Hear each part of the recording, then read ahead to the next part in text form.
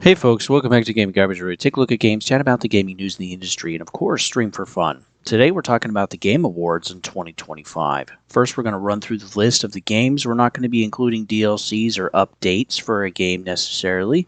And then we're going to run through the actual awards itself, and then I'll have my final thoughts at the end.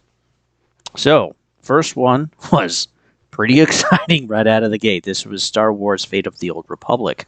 Though we don't have a release date, we're getting some wind, which Maddie Plays is talking about today, talking about how this is looking to be 2030. So we're looking at like long time, 5 years from now, long time. Next, we got to see Soulframe. We also got to see Larian Studios' next game, which is Divinity, probably again a few years out. We also got to see 4 Loop, which is going to be just on PlayStation 5. We got to see 2 Coven of the Chicken Foot. Next was Ontos. Also, Angels of Delusion. Got to see kind of like a Switch 2 ad of Resident Evil Requiem, Dust Bloods, and Final Fantasy VII Intergrade. Next was 2XKO. This is a 2v2 first free-to-play fighting game. Next, we actually got to see some more on Resident Evil Requiem. Also, Order of the Sinking Star, Exodus, Warlock, Screamer, which is a racing game, anime style. Think of Persona. Next was Control Resonant, Gang and Dragon. We also got to see next was the Street Fighter movie. All of the cast came onto the set, poked and jabbed at each other a little bit, and yet talked about the movie that's coming next year. Next, we got to see the Lego Batman, some more on that. Next was 2 Tomb Raider games. Tomb Raider Legacy of Atlantis is going to be Tomb Raider 1, remade and reimagined. So they're going to tell the story again. This will be the 4th iteration that they've had so far of Tomb Raider 1. And I guess they kind of, in a way, need to do this because they need to show that the devs now at Crystal Dynamics can actually work on making this and actually do a good job. In the next year after, which will be 2027, we'll get Tomb Raider Catalyst. So they've probably been working on this as well for a while. Next, we got to see Forest 3. Also got to see Orbitals, which was a Switch 2 game. Next was Animo, which there's a beta test, second beta test going on right now if you wish to sign up for it. Next, we got to see 007 First Light again. 7 Deadly Sins Origins, which is PlayStation 5. Next, we got to see Lords of the Fallen 2. Next was Soros. After that was No Law. Also got to see that Phobia is coming to the Switch 2. They've also sold over 25 million copies so far. Congratulations to them. Next was Total War, Warhammer 40K, which I'm super excited for. And then we also got to see Ace Combat 8, which I did not expect at all. Next was Star Wars Galactic Racer. Think of like the old pod racing game. So instead of Star Wars Racer, it's now Star Wars Galactic Racer. So yeah, it's pretty much going to be somewhat of the same. We'll see if there's live service in it.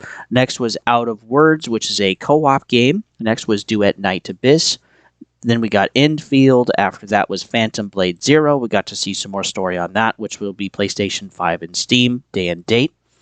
Next, we got to see Mega Man Dual Overdrive. Next was a Super Mario Galaxy movie.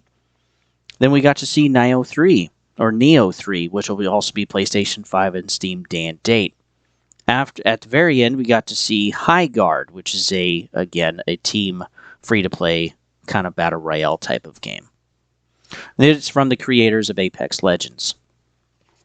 So some of the games we're seeing over and over again, some of the games were actually pretty surprising to see, but again, most of these were actually CGI trailers and not a lot of gameplay. So we can expect probably, a lot of these toward the end of 26. We'll probably see some delays in there for some of these games, which will push it into 27. And some of the games will be coming in 2027 anyway. And then like Star Wars Fate of the Old Republic, this is probably going to be just a next-gen title. One thing that was curious is that we didn't see really anything from Xbox. We got to see one Game Pass ad and an update for Diablo 4, which is the Lord of Hatred. We also really didn't get to see a lot of Nintendo stuff, which again makes sense because they also have their own showcase, just like Xbox does. And then even though we got to see a little teeny snippet of Marvel Wolverine's game, which we're expecting next year in 2026, we actually didn't have an official announcement for that. So again, I think the big 3 players in the console space, again, have worked on building their own platform to have their own showcases, and it makes perfect sense. That's where they're going to be keeping and producing most of their announcements and their games on their own thing. It's probably a heck of a lot cheaper in a way, I'll tell you that. Also, we got to see a lot of games we've already seen before. Animal, I think we've seen 4 or 5 times. We've seen Resident Evil Requiem 4 or 5 times. There's some where we're just constantly seeing them over and over and over again, and that's going to burn out some of the player base because you already know if you're excited for it, right? You already know if you're going to buy it. So it's not like we need to drag out and keep showing you more and more and more stuff because we get teasers, we get gameplay, we get announcement trailers, we get interview trailers. There's the second gameplay trailer. There's a story trailer. Like, it is just out the ass on how much we actually get for some of these games. And they oversaturate them some. Let's talk about the actual game awards. So Best Action Game was Hades 2. Best Actress was Jennifer English with Expedition 33. Games for Impact was South of Midnight, which is also coming to PlayStation 5 and Switch 2. Next was Best Ongoing Game, which is No Man's Sky, which absolutely, with all of the content for free they keep putting out, it's incredible. Though we still haven't seen anything for Light No Fire. Best Audio Design is Battlefield 6. Best Content Creator is Moist Critical. Best Fighting Game is Fatal Fury. Most Anticipated is Grand Theft Auto 6, which hopefully will still be in 2026. We'll have to see. The Game Changer Award. Who cares? Next is the Best Action Adventure Game, which was Silksong. Best Art Direction, Expedition 33. Best Sim Strat Game, which was Final Fantasy Tactics. Best Debut Game, again, was Expedition 33. Best Music was Expedition 33. Best Sports Game was Mario Kart World. Best Community Support was Baldur's Gate 3.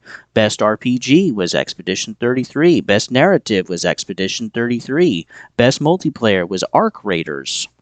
Best Game Direction was Expedition 33, and Game of the Year, of course, was Expedition 33. So when we take a look at all of the actual awards that they did win, they won 8 awards, which is crazy with how many that they've actually had. But I think what's most important to highlight is that it shows that even though these were all Ubisoft devs that worked there at one point, they all left, went and started their own studio. And some of these too were also hired not because of their credentials, because of their passions for the game. We didn't necessarily have normal interview processes for some of these people. And some of the heads of their departments, again, were hired based off of their passions, some of their work experience, and it was kind of more of an informal way to hire people. And I kind of wish, in a way, we had that again, because everything has gotten so corporatized on the job front that it's really hard to get a job that you actually are going to enjoy and appreciate and be able to follow your passion in. And that's getting more difficult with AI and other tools and all of this other type of stuff. And AI just doing some of it completely all on its own. So it's nice to see that we can have a small studio with roughly $45 million for a budget produce this banger of a game in music, in story, in narrative, in game art direction and design, and win Game of the Year, in acting. And again, it's not all about what looks good on paper. There's a human element to making these games. There's a human element to making art, and we should not forget that. And I think this highlights that actually really, really well with how many awards that Expedition 33 won. They even won more awards than Baldur's Gate 3 did, which I think they won 5 or 6.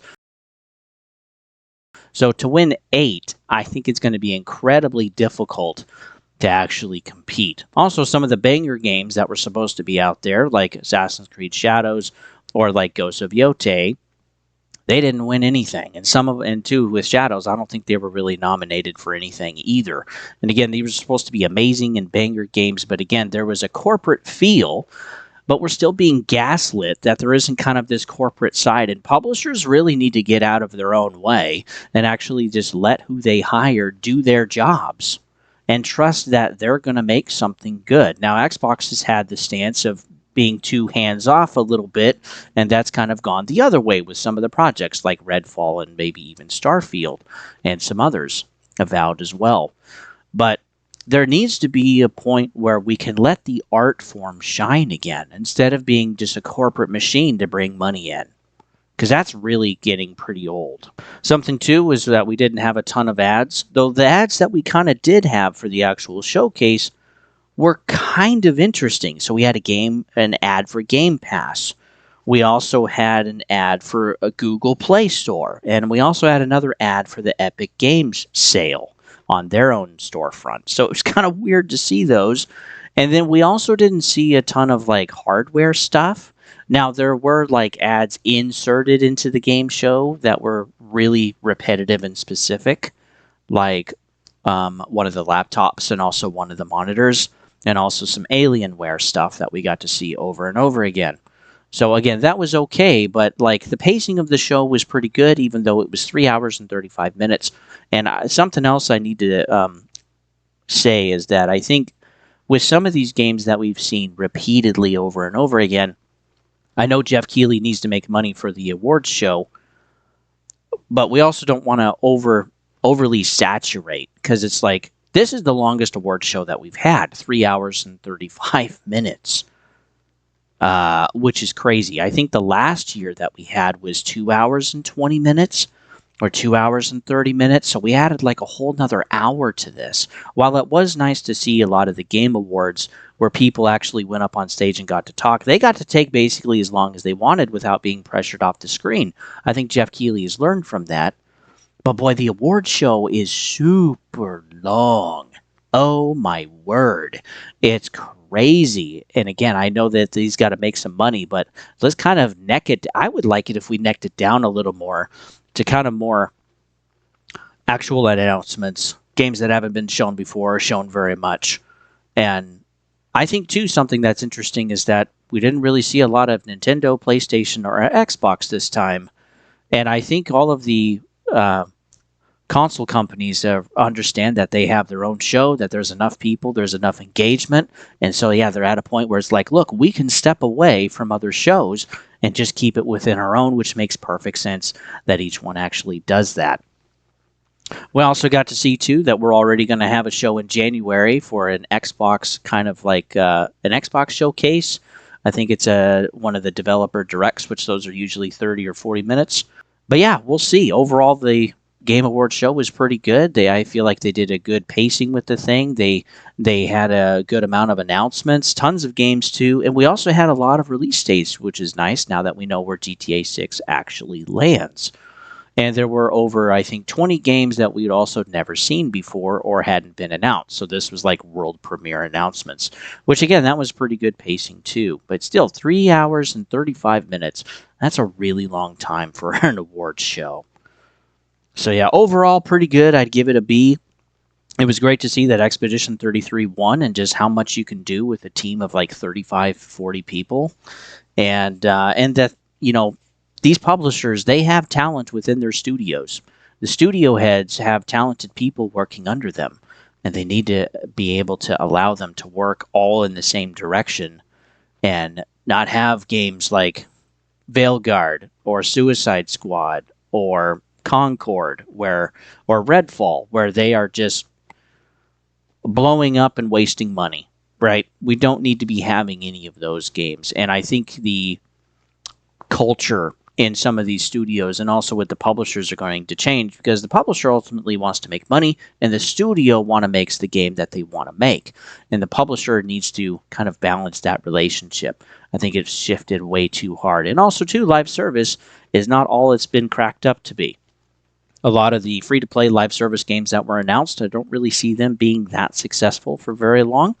But again, we'll see. I've been proven wrong before. But pretty much what we see is that the game starts, and within 2 months, a lot of numbers fall off, or within 6 months, a lot of numbers fall off, and they just need to figure out a way, basically go after the whales to keep those games going. But it was nice to see a lot of story games. There were a lot of IPs that have been brought back this year or that we can plan to see next year. And there's a lot of games, too, that I'm excited for that I didn't expect to see, like Tomb Raider, like Ace Combat 8, like Divinity Under Larian, and also The Fate of the Old Republic, even if that does come out in 2030. Man, that's going to be a long wait. So, what did you guys think of the game show? Did you watch it? What are you excited for? Leave it down in the comments, respectfully. So with that, folks, you can always follow me, too, at GamingGarbage22 if you wish. We have various content every single week. If something's not for you, you can just skip on right on through. There's also playlists that I use to kind of organize all of that content on the channel. You can also follow me over at Twitch if you'd like it. Don't turn on the and if you want to be a silent partner, that's totally okay. But if you'd like to talk, I'll definitely talk back. So with that, folks, we'll see you guys on the next one.